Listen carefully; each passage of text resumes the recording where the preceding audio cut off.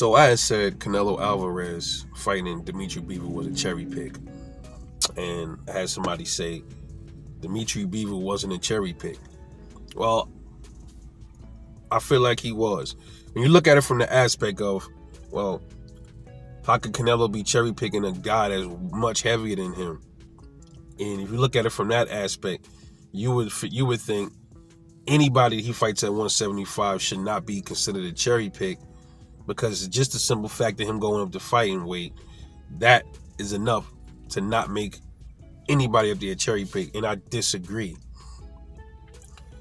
Canelo fought at 175 before he fought Bivol. He fought Sergey Kovalev, and y'all know how I feel about that fight. I think that fight was very suspicious. It looked like it was staged. That knockout did not look authentic to me. It just looked funny. It just did. So then he decides to go duck David Benavidez and use 175 to do it. That's my opinion. Others may differ. And he goes up there and fights Dmitry Bivol. You had all these other guys up there. You had Anthony Yard. You had Artur Beterbiev.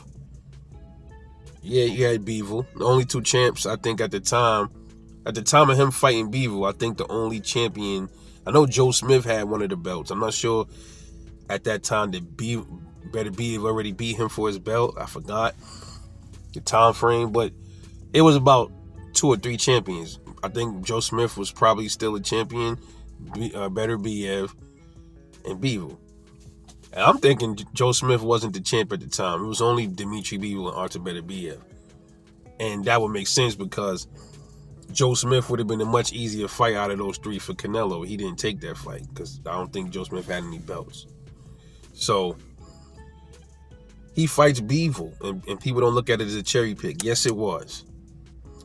He chose Bivol out of Beterbiev because he figured, well, he more than likely could stop Bivol because everybody thought, okay, he knocked out Kovalev, one of the hardest punches in boxing, one of the hardest punches in the division.